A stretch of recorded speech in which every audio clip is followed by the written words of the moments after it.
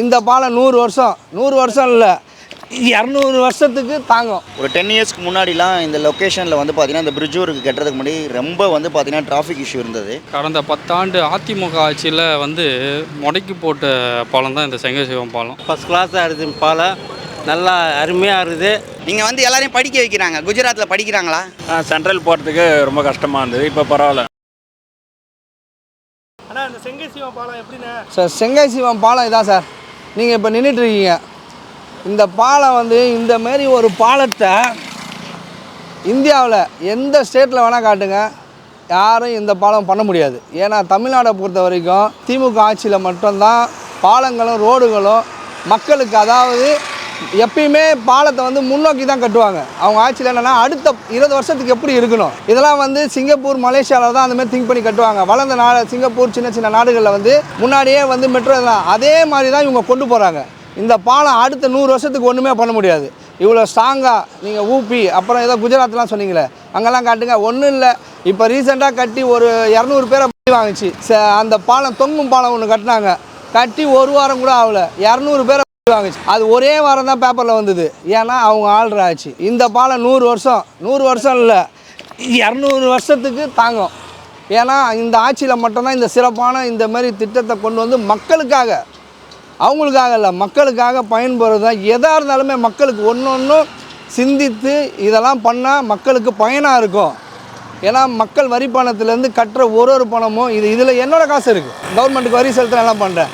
ஒரு காசும் எங்கள் மக்கள் காசு இருக்கிறதால அவங்க பார்த்து தமிழ்நாட்டை மட்டும்தான் சார் சிறப்பாக பண்ண முடியும். இந்த பாலம் இல்லை, சென்னையை எடுத்துக்கிட்டிங்கன்னா ஜெமினி பிரிட்ஜி, ஓகேங்களா, அண்ணா மேம்பாலம், பாடி, இதெல்லாம் வந்து மிகப்பெரிய டிராஃபிக் ஆகும் ஒரு காலத்தில். இன்றைக்கி எல்லாருமே டிராஃபிக் இல்லாமல் போகிறாங்கன்னா என்ன காரணம்? பாலம் தான். இன்றைக்கி வந்து கோபாலபுரத்துலேருந்து அவங்க இறங்கி ஸ்ட்ரெயிட்டாக போகிறாங்க பார்த்தீங்களா, அம்மையார் இருந்தாங்க, எடப்பாடி ஆட்சி முன்னாடி அவங்க அம்மையார் இருந்தாங்க, அவங்க இறங்கி போகிற பாலம் நம்ம கலைஞர் கட்டின பாலம், ஓகேங்களா. அந்த சிறப்புலாம் வந்து அவங்களுக்கு தான் சாரும். ஏன்னா எல்லாமே எல்லா திட்டமும் வந்து இப்போ ரீசெண்டாக கூட தளபதி வந்து ஒன்று சொன்னார், நான் புதைக்கப்பட்டாலும் என்னோட திட்டங்கள் புதைக்கப்படாது, அது காலத்துக்கும் நின்று பேசினார். அது உண்மை தான். மகளிர் உரிமை திட்டம், மகளிருக்கான சிறப்பு திட்டம், புதுமை பெண் திட்டம், மாணவர்கள் திட்டம், அதேமாதிரி திட்டத்தில் பிரிட்ஜு, 2வது மெட்ரோ திட்டம், எதாக இருந்தாலுமே திமுகவை அடிச்சிக்க முடியாது. ஆக்சுவலாக நான் இந்த ஏரியாவில் வந்து பார்த்தீங்கன்னா பாஸ்ட் 25 இயர்ஸாக இருக்கிறேன் ப்ரோ. எனக்கு வந்து அந்த ஓட்டேரி பிரிட்ஜ் இருக்குது இல்லைங்களா, குக்ஸ் ரோடு, அங்கே தான் ஸ்டே பண்ணியிருக்கிறேன் நான். ஒரு 10 இயர்ஸ்க்கு முன்னாடிலாம் இந்த லொக்கேஷனில் வந்து பார்த்தீங்கன்னா இந்த பிரிட்ஜ் ஒர்க்கு கட்டுறதுக்கு முன்னாடி ரொம்ப வந்து பார்த்தீங்கன்னா டிராஃபிக் இஷ்யூ இருந்தது. அண்ட் தென் இங்கே ரோடு ஃபெசிலிட்டியே கிடையாது. அந்த டைம் தான் இந்த லொக்கேஷன் வந்து ஃபோக்கஸ் பண்ண ஆரம்பித்தாங்க. பட் பாஸ்ட் ஒரு 3-4 இயர்ஸ்க்கு முன்னாடி இந்த பிரிட்ஜ் ஒர்க்கு கட்டியிருந்தாங்க. பிரிட்ஜ் ஒன்ஸ் கம்ப்ளீட் ஆனதுக்கப்புறம் இந்த பீப்புள்ஸ் ஆர் வந்து பார்த்தீங்கன்னா தேர் டிரான்ஸ்போர்ட்டேஷனுக்கு வந்து பார்த்தீங்கன்னா இந்த லொக்கேஷன் இன்னும் ஈஸியாகவே இருக்குது. And then this is the location easy to connectivity. உங்களுக்கு சென்ட்ரல் எக்மோர் போகிறதுக்குலாம் இது is the main area. Customer ரிட்டேரியிலேருந்து வரதாக இருக்கட்டும், இல்லைனா உங்களுக்கு வந்து பார்த்தீங்கன்னா குளத்தூர்லேருந்து வரவங்களா இருக்கட்டும், இந்த பிரிட்ஜ் ஒர்க் கட்டினதுக்கப்புறம் ஈஸியாகவே அவங்களோட டிரான்ஸ்போர்ட்டேஷன் வந்து பார்த்திங்கன்னா யூஸ் பண்ணிக்க முடியுது. Very helpful. இந்த மாதிரி நிறையா பண்ணுவாங்கன்னு நாங்களும் எக்ஸ்பெக்ட் பண்ணுறோம். அண்ட் பை த பை இங்கே நியர்பை வந்து ஒரு பார்க் கூட பண்ணியிருக்காங்க. அந்த பார்க்குமே கிட்ஸுக்கு எல்லாருக்குமே என்ஜாய்மெண்ட் பண்ணுறதுக்கான ஈவினிங் வந்து பார்த்திங்கன்னா அந்த பார்க் அமைச்சு கொடுத்துருக்காங்க. அதுவுமே ரொம்ப பியூட்டிஃபுல்லாக இருக்குது. ஸ்டில் இன்னும் கவர்மெண்ட் வந்து இந்த மாதிரி நிறைய விஷயங்களை இம்ப்ளிமெண்ட் பண்ணணும்னு நாங்களும் எக்ஸ்பெக்ட் பண்ணுறோம். செங்கை சிவம் பாலம் அப்படின்னு ஆரம்பிச்சிட்டிங்க, அதுக்கு சொல்கிறதுக்கு வந்து நிறைய வழிகள் இருக்குது. இந்த பாலம் வந்தது மக்களுக்கு வந்துட்டு நிறைய வரவேற்பு மாதிரி, ஒரு வரப்பிரசாதம் சொல்லுவாங்களா அந்த மாதிரி. இப்போ பார்த்தோன்னாக்கா நம்ம வருஷவாக்கம் போனோம், ஓட்டேரி போனோம்னாக்கா நாங்கள் வந்து அந்த பக்கம் பெரம்பூர் போய் சுற்றிட்டு தான் இந்த பக்கம் போகணும். 2வது இந்த பக்கம் பார்த்தீங்கன்னா பிஎஸ் மூர்த்தி நகர், ஆடுதொட்டி, கணேசபுரம் பாலம் தாண்டி சப்போஸ் இந்த பக்கம் இங்கே ஜூலியன் ஹாஸ்பிட்டல் இருக்குது, இங்கே வரணுன்னாக்கா நாங்கள் ஓட்டேரி போய் சுற்றிட்டு தாசமகானுங்க சுற்றிட்டு தான் இப்படி வரணும். இப்போ இந்த பாலம் வந்த உடனே எல்லாருக்கும் ரொம்ப ஈஸியாகி போச்சு. நாங்கள்லாம் போன ஆட்சியில் பார்த்தீங்கன்னாக்கா இந்த பக்கம் வேணால் முட்டி அளவு தண்ணி, இடுப்பளவு தண்ணி, மாறளவு தண்ணியை கடந்து தான் போனோம். இது வந்து 2வது வந்து இருட்டு கொட்டா மாதிரி இருக்கும். பழைய காலத்தில் இந்த முள்ளு செடி கிட்ட போகிறப்ப இருக்க பார்த்தீங்களா, அந்த மாதிரி இருந்தது. ஒரு 5 வருஷம் படாத பாடுபட்டோம், சுற்றிக்கிட்டு தான் போனோம் எல்லா இடத்துக்கும். இப்போ திராவிட முன்னேற்ற கழகம் ஆட்சி வந்ததுக்கப்புறமா இந்த பாலத்தை அவங்க ஆட்சியில் தான் கட்டி முடித்தாங்க, செங்கை சிவம். அப்போ பார்த்தீங்கன்னா மக்களுக்கு நல்ல வரவேற்பு, எங்களுக்கு ஈஸியாக போச்சு வரத்துக்கும் போகிறதுக்கும். அப்புறம் பார்த்தீங்கன்னாக்கா லெஃப்ட் ஹேண்ட் சைடு அப்படியே திரும்பினீங்கன்னா ஆடுதொட்டி இருக்குது. இப்போ அதை வந்து இடிச்சிட்டு நவீன இறைச்சி கூடன்னு சொல்லி 90-95% வேலையை முடிச்சிட்டாங்க.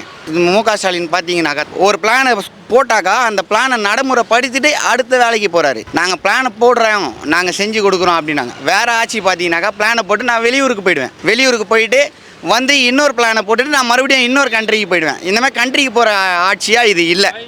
அப்போ பார்த்தீங்கன்னாக்கா நிறைய நாள் வட சென்னை வளர்ச்சி திட்டம் சொல்லிட்டு ஒரு பேம்ப்ளேட் பார்த்தேன். அதில் பார்த்தீங்கன்னாக்கா லைப்ரரி, மெடிக்கலு, இந்த பசங்களுக்கு என்ன சொல்கிறது, லேடிஸுக்கு பார்த்தீங்கன்னா மகளிர் திட்டம், மக்களை தேடி மருத்துவம், இல்லம் தேடி மருத்துவம், காலேஜ் பசங்களுக்கு ஸ்காலர்ஷிப் கொடுக்கறது, லேப்டாப் கொடுக்கறது, இப்படி ஏகப்பட்டது கொடுக்குறாங்க. இது வந்துட்டு எப்படி இவங்களால மட்டும் சாத்தியமாகுது?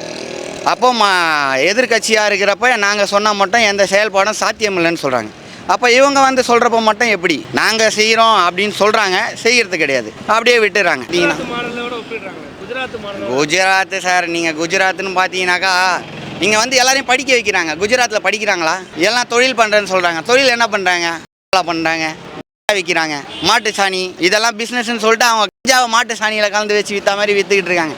குஜராத்து கூட ஒப்பிடாதீங்க சார். திமுக ஆட்சியில் தான் இதெல்லாம் செய்கிறாங்க, படிக்க வைக்கிறாங்க. நீங்கள் குஜராத்துக்கும் இதுக்கும் சேர்த்தீங்கன்னா எங்கன்னா போய் கேளுங்க, திட்டுவாங்க குஜராத் மாடலில். அங்கே கட்ட பாலம் சார் பாலம் இந்த பாருங்க சார், இங்கே எப்படி போகிறோன்னு பாருங்கள். பாலத்தில் இதுலாம் லேடர்லாம் போட்டு அழகாக போகிற மாதிரி. இது இல்லாமல் ஒரு வண்டியே போனோன்னா கூட வழி இல்லாத அளவுக்கு கட்டுற பாலம் எங்கேருந்து சார் வரும்? குஜராத்தில் மட்டும்தான் கட்ட முடியும். இப்போ வந்து ஃபஸ்ட் கிளாஸாக இருக்குது பாலம், நல்லா அருமையாக இருக்குது. வண்டி போகிறதுக்கு எதுவுமே இடைஞ்சல் இல்லை, நல்லா அருமையாக இருக்குது. தண்ணியை பூவாறு கூட நல்லா உள்ள க்ளீன் பண்ணுறாங்க எல்லாம். முன்னாடி சுற்றி போவீங்க, இப்போ எப்படி இருக்கு? இப்போ அருமையாக இருக்குதுங்க. இப்போ ஒன்றும் இதே இல்லை, கஷ்டமே இல்லை. எங்கே போகிறதுக்கும் உங்களுக்கு நேராக இப்படி போகலாம், இப்படி போனால் பொடிக்கடிக்கு ஐநாவரத்துக்கு போகலாம், இப்படி போனால் மூளைக்கடை போகலாம், இப்படி போகலாம் கொளத்தூர் ஹெடில்ஸ் அப்படி போகலாம். அருமையாக இருக்குது இப்போ ரூடெல்லாம். இப்போ இங்கே ஸ்டாலின் அவர்கள் எப்படி செயல்படுறாரு? அதெல்லாம் ஒன்றும் இல்லை, நல்லா தான் சேல் பண்ணுறாருங்க. குறை சொல்கிறதுக்கு நம்ம ஒன்றும் இல்லை. செங்கை சிவம் பாலம் பார்த்தீங்கன்னா கடந்த 10 ஆண்டு அதிமுக ஆட்சியில் வந்து முடக்கி போட்ட பாலம் தான் இந்த செங்கை சிவம் பாலம். அது அவங்க ஸ்டார்ட் பண்ணதுலேருந்து அதை அப்படியே விட்டு போயிட்டாங்க. அப்புறமா ஸ்டாலின் சார் அவர் வந்ததுலேருந்து பார்த்தீங்கன்னா பக்கவாக சீரமைச்சு கொடுத்துருக்காங்க. இந்த பாலத்தினால என்ன பெனிஃபிட் பார்த்தீங்கன்னா, நான் இங்கே பக்கத்தில் இந்த மேட்டுப்பாலத்தில் தான் கிட்டே இருக்கேன். இங்கேருந்து நான் ட்ராவல் பண்ணோன்னா புருஷவாக்கம் ஓட்டேரி சைடு போய் ரொம்ப சிரமமாக இருக்கும். வேலைக்கு போகும்போதும் சரி, பசங்க ஸ்கூல் போகிறதும் சரி, ரொம்ப சிரமமாக இருக்கும். ஆனால் இந்த பாலத்தை வந்ததுனாலேருந்து பார்த்தீங்கன்னா ரொம்ப மக்களுக்கு ரொம்ப பயனுள்ளதாக இருக்குது. அது இல்லாமல் ஸ்கூல் போகிற பசங்க, வேலைக்கு போகிறவங்களுக்கு ரொம்ப எளிமையாகவும் இருக்குது. ஸோ ரொம்ப மக்கள் வந்து பார்த்திங்கன்னா பயனடைஞ்சிருக்காங்க. அது இல்லாமல் இந்த பாலம் இல்லாதனால கடந்த 10 வருஷம் அவங்க ஏடிஎம்கே ஆட்சியில் இருக்கும்போது பார்த்திங்கன்னா இந்த மேட்டுப்பாலன்ற பகுதியில் கழுத்தளவுக்கு தண்ணி வரும், அவ்வளோ தண்ணி இருக்கும். இந்த அவங்க பண்ணதை சீரமைச்சிருந்தாங்கன்னா மக்கள் பாதிப்பு. அவ்வளோ தண்ணியில் இருக்கும்போது எல்லாம் ஸ்கூலில் போயிட்டு இருக்கிற அளவுக்கு அந்த அளவுக்கு ரொம்ப சிரமமாக இருந்தது, ரொம்ப மக்கள் தவிச்சிட்டு இருந்தாங்க.